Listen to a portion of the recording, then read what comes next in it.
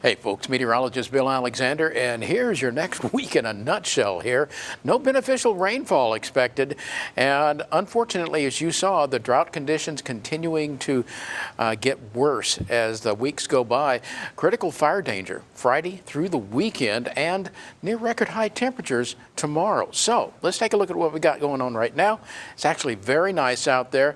Late afternoon, early evening, looking from the Snoopy Cam back across Laguna Madre to the approaching sunset.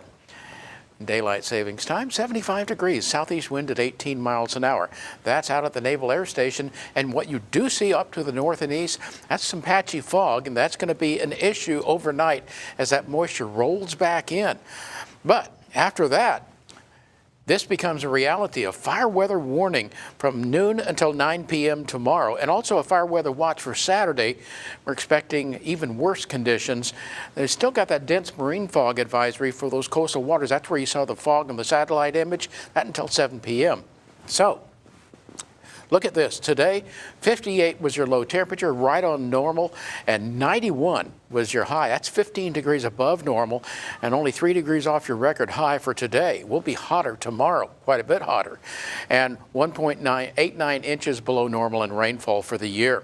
And it doesn't look good for much rainfall coming up. Friday, maybe a couple of isolated showers, but they'll be right along the coastline, so don't expect much out of that. In the meantime, we're looking at 70s, 80s, and 90s across the state, including our neck of the woods, where we've got 67, a cool spot there at Port Aransas. That's that sea breeze working there. In 70s elsewhere along the beach, in 80s and 90s, still 96 George West back towards Freer. So it is cooking where there isn't humidity, and that is out west where the computer doesn't even calculate much in the way of humidity back up here to the northwest towards Pleasanton. But look at these dew points tremendously rise coming up into the 60s along the coastal zones. That's the marine impact off the Gulf, and overnight tonight, that's the dominant factor, with lows only in the middle to upper 60s area wide. Tomorrow, as I mentioned, yes, another scorching day, about 96 degrees here in Corpus Christi, pushing 100 and even exceeding that further to the south, and we're going to be very, very hot indeed. And that's because of this wind becoming more southwesterly with time on Friday, at least temporarily, and then it roars back southeastward in the evening, and you have another opportunity for fog Friday night. You can see what's happening there. Late night tonight and into the early morning hours, the fog rolls in. You get low visibility.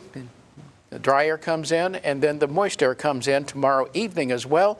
Friday night, more of the same. So that's what you got going on. You can see the oscillation here with the humidity back and forth as the boundary between dry and humid air oscillates back and forth. And finally, when you see Friday afternoon, incredibly dry air out west combined with strong winds, and that's your fire danger there.